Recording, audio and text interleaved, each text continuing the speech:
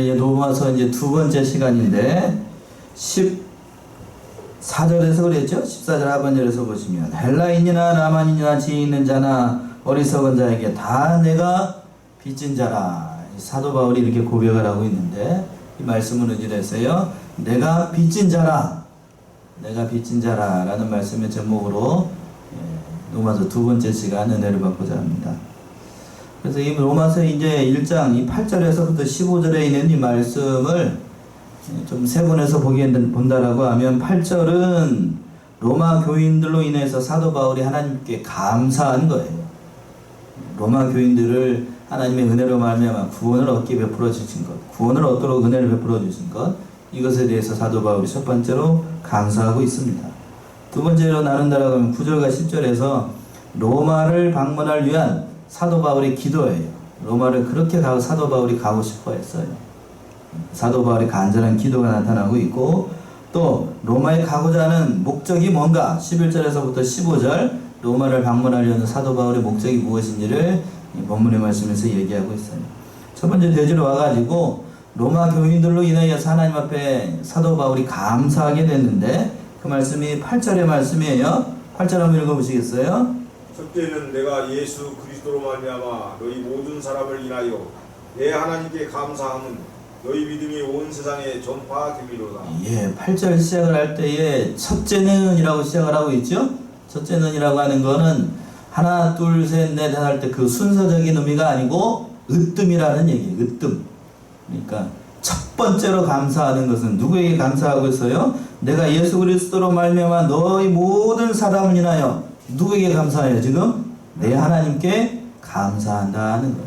첫 번째로 하나님께 감사한다. 뭘 감사한다는 것인가?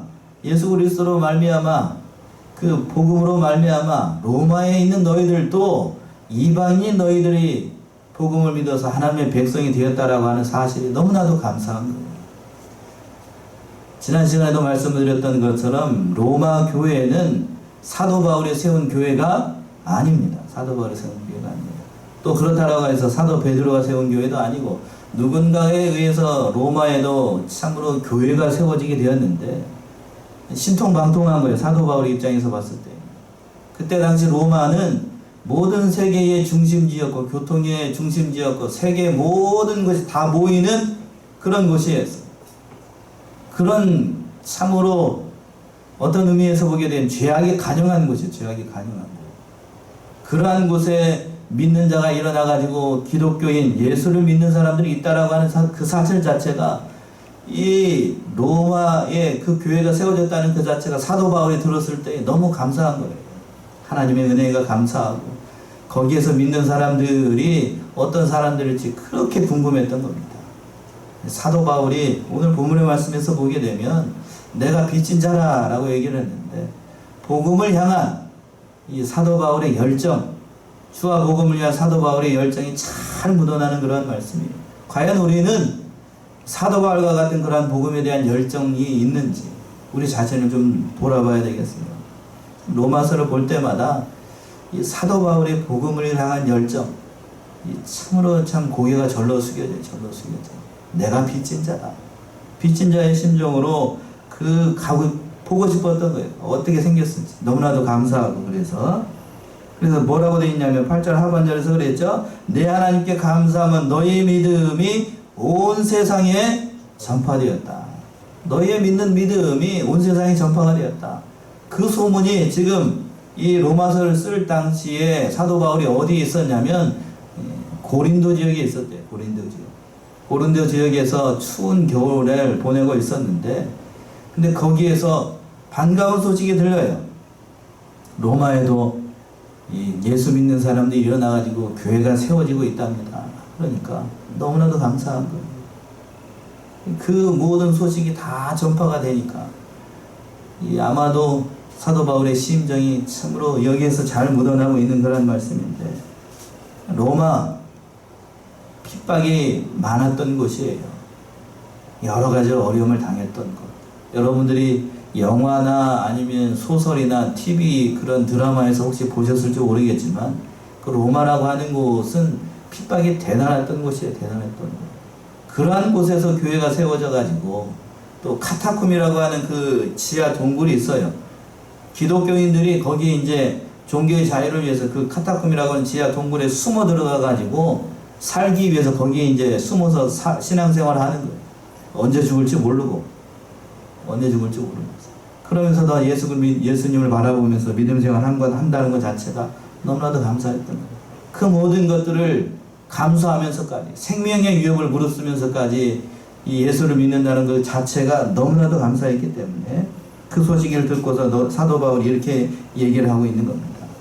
그래서 로마에 방문을 하고 싶었어요. 그래서 하나님 앞에 기도했어요. 그 사람들이 어떤 사람들일지 그 말씀이 9절에 나옵니다. 9절 한번 읽어보시겠어요? 내가 그의 아들의 복음 안에서 내 심령으로 섬기는 하나님이 나의 증인이 되시거니와 항상 내 기도에 쉬지 않고 너희를 말하며 예, 내가 그의 아들의 복음 안에서 내 심령으로 섬기는 하나님이 나의 증인이 되거니와 항상 내 기도에 쉬지 않고 너희를 말하며. 생각할 때마다, 생각이 날 때마다 사도 바울은 어디를 위해서 기도를 했냐면 로마에 있는 그 사람들을 위해서 기도를 했다고 하는 겁니다.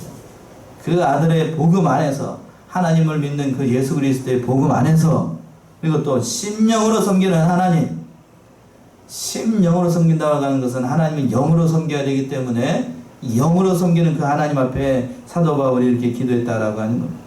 영으로 섬긴다라고 하는 것은 달리 표현하게 되면 전 인격을 통해서 하나님을 섬긴다, 하나님을 예비한다 라는 말이에요. 그렇게 되었죠. 참으로 하나님을 중심으로 섬기지 않고 영으로 섬기지 않으면 단순히 육신적으로 잘 되기 위해서, 복받기 위해서 섬기게 되면 하나님 그러한 사람, 그러한 제사는 받지 않으셔요. 마음이 떠난 제사 하나님이 원치 않는다고. 이사야 29장 13절 정확히 나와 있죠. 한번 찾아보세요. 이사야 29장 13절.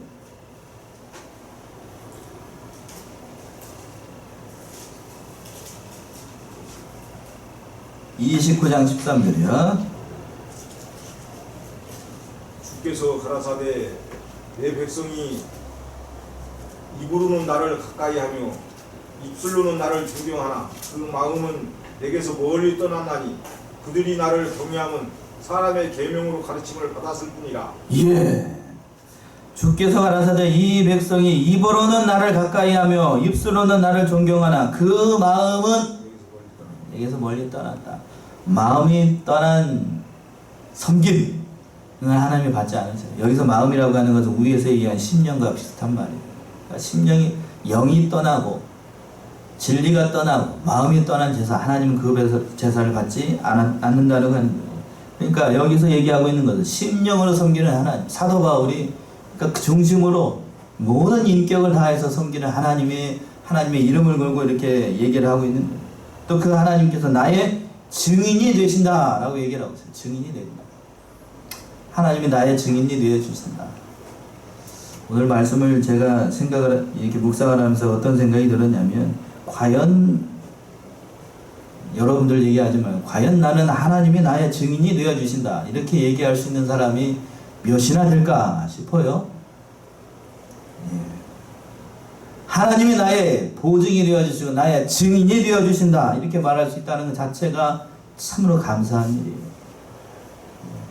사도 바울쯤 되니까 이렇게 얘기를 할 수 있겠죠? 사도 바울. 자기가 말한 대로, 사도 바울이 직접 얘기한 대로 사도 바울만큼 주와 복음을 위해서 헌신하고 봉사했던 사람 없어요, 없어. 제가 성경을 연구하면서도 그렇고 성경에서 다른 사람을 일일이 찾아볼 수가 없어요. 사도 바울만큼 충성했던 사람. 감히 이렇게 얘기할 수 있다는 것 자체가 참으로 감사한 일이기도 하고, 또 항상 내 기도에 쉬지 않고 너희를 말하였다.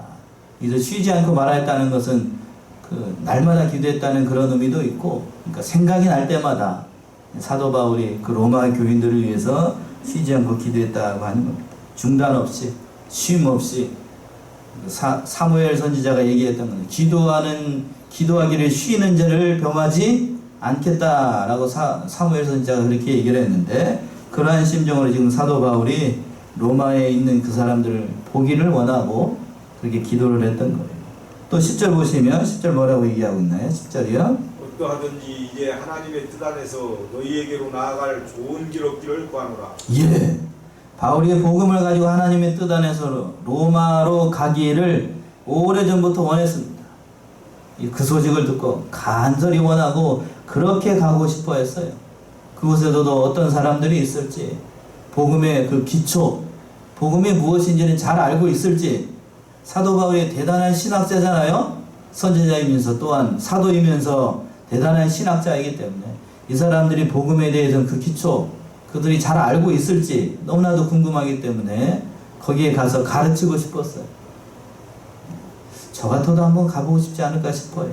그 사람들이 어떤 사람들일까. 대부분의 이 로마서를 제외하고 대부분의 그 서신서들을 보게 되면 그 사도 바울이 쓴 대부분의 서신서들은 어떤 내용이냐면 그 교회에 문제들이 많아가지고 편지를 썼어요. 데살로니가 전서, 데살로니가 후서, 다 갈라디아서 마찬가지로 교회에 문제가 있어가지고 그 썼던 거예요. 고린도 전후서도 마찬가지고. 근데 로마서는 그런 교회에 문제가 있어서 로마서를 쓴 게 아니고 신앙적으로 격려를 해주고 그 신앙이 무엇인지, 예수 그리스도를 믿는다는 것이 무엇인지를 가르쳐주기 위해서 사도 바울이 이렇게 쓴 거예요. 그러니까 역작이에요, 역작. 사도 바울의 모든 신학이 집약되어 있는 성경이 바로 이 로마서예요, 로마서. 그래서 로마서가 중요한 겁니다. 그만큼 사도 바울이 심혈을 기울였어요. 심혈을 기울였어요. 그렇지 않겠어요? 그 로마의 그 세계의 중심이라고 할 수 있는 그 한복판에서 예수 그리스도를 믿는다는 것이 무엇인지를 제대로 알지 못하는 사람들에게 뭔가를 전해줘야 돼요. 그러니까 그 심혈을 기울여가지고 내가 너희를 보기를 원하노라 그렇게 하면서 이 로마서를 썼던 거예요. 그러나 사도 바울이 그렇게 로마에 있는 교인들을 보고 싶어 했지만 그렇게 기도를 했음에도 불구하고 이 기도는 4년 만에 이루어지게 돼요. 4년 만에. 4년 만에. 몇 년 만에요? 4년 만에. 어떤 의미로서 보게 되게 얘기를 한다라고 하면 외형적으로 봤을 때에는 일부만 이루어진 거, 또 다른 한편으로 봤을 때에는 일부는 이루어지지 않은 것처럼 보여요. 이게 무슨 말인가 하게 되면 이 사도 바울이 이 로마서를 쓸 때가 약 주후 57년에서 58년이라고 얘기를 합니다. 그리고 사도 바울이 사도행전에서 우리가 봤던 것처럼 4년 뒤에 61년에 로마로 잡혀가 죄수의 신분으로 로마에 압송이 되면서 가게 됩니다. 제가 무슨 말씀을 드리려고 하는 건지 아시겠죠? 자유의 신분으로 로마에 가서 복음을 전하는 것이 아니라 죄수의 신분으로 로마에 가게 돼요. 그러니까 자유로운 몸으로 복음을 전할 수 있었던 것이 아니고 죄수의 몸이 돼가지고 메인 몸이 돼가지고 로마에 가게 된 거예요. 왜 메인 몸이 되게 하셨을까? 사도행전에서 우리가 살펴봤던 것처럼 자유로운 몸으로 복음을 전하게 되면 로마에 가게 되면 사도 바울을 죽이려고 했던 결사대들이 몇 명이나 있었냐면 40명이나 있었어요. 자유롭게 가게 되면 사도 바울이 로마에 가기도 전에 어떻게 되죠? 잡혀 죽어요.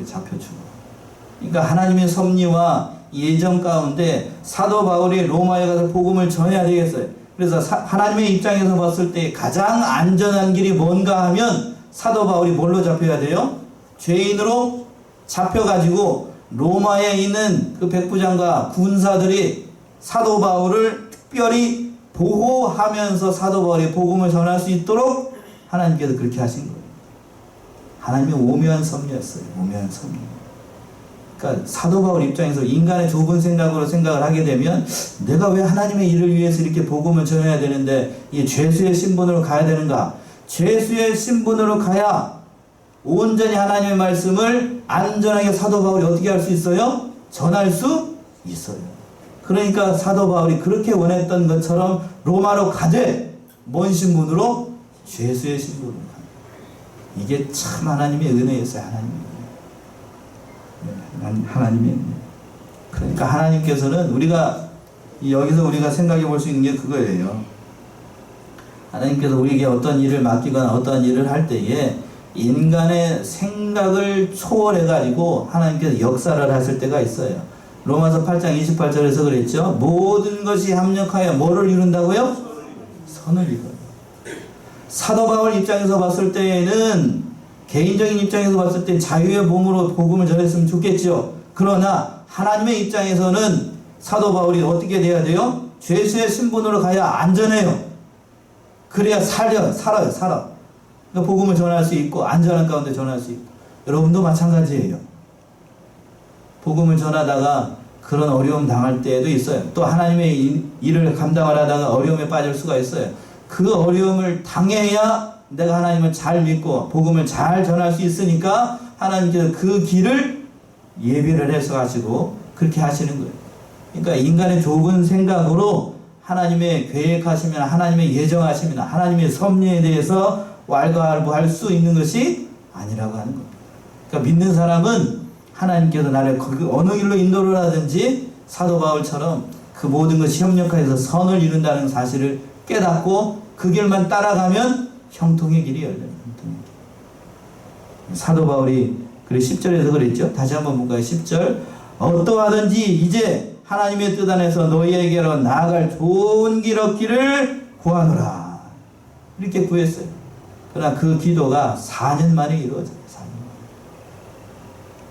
만에. 왜 방문하기를 원하는가? 방문하기를 원하는 이유가 11절 이하에서 나옵니다. 방문하기 위한 목적. 11절 먼저 한번 읽어보세요. 11절. 내가 너희 보기를 심히 원하는 것은 무슨 신령한 은사를 너희에게 나눠주어 너희를 경고케 하려 함이니. 예. 바울이 로마에 가서 로마에 있는 교인들을 보고 싶어하는 이유가 뭔가? 거기 나오지요?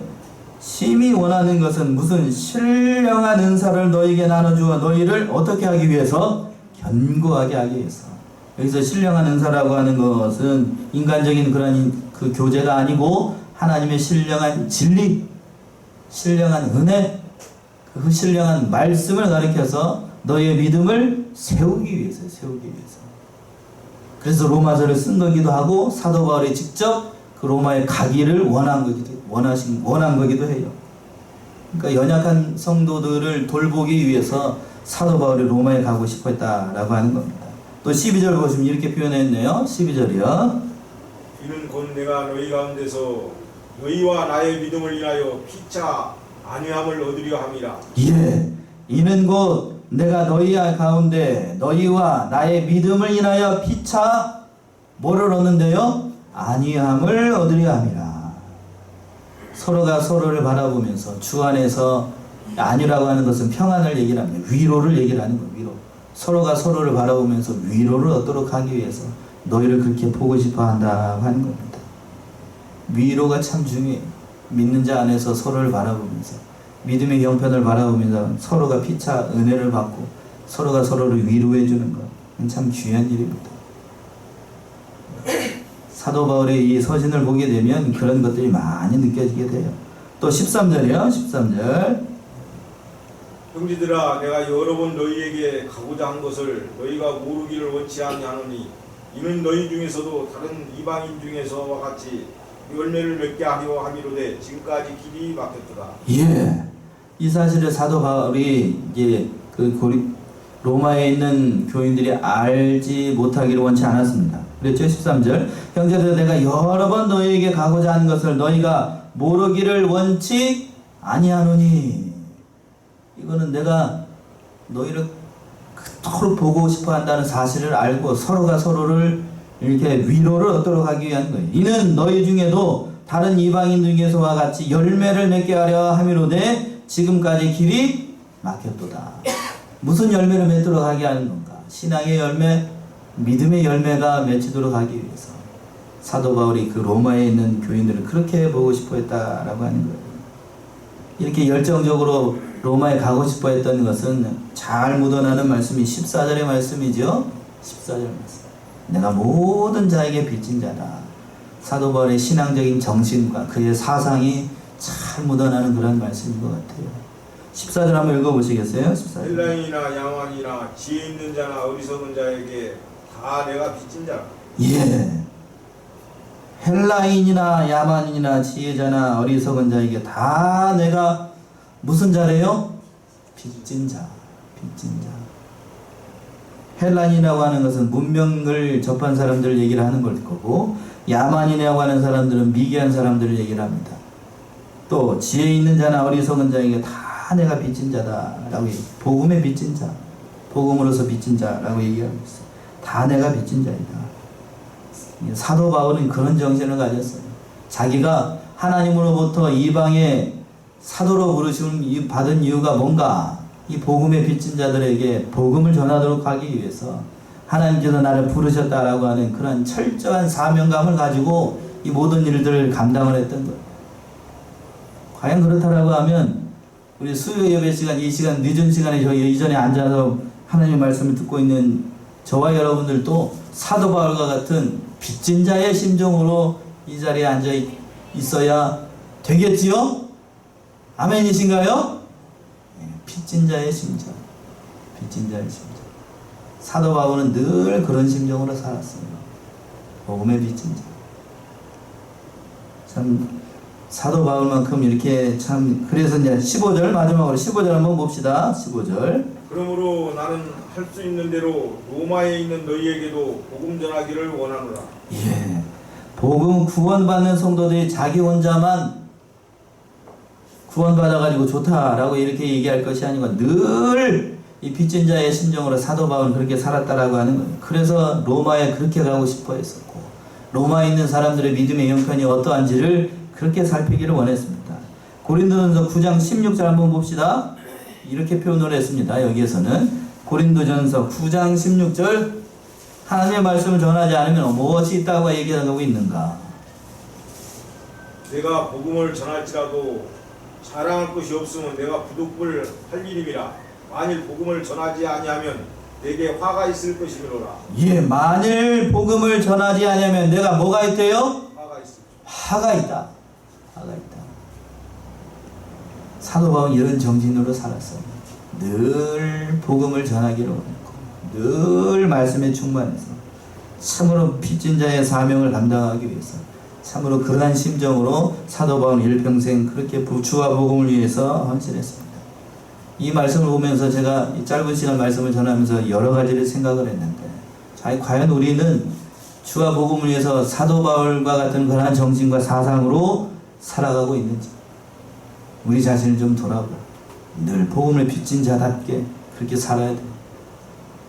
오늘 이게 불언간 하나님께서 우리 김재중 집사님을 데려가셨어요. 데려가셨습니다. 참 어려운 시국에 참 하나님께서 데려가셨습니다.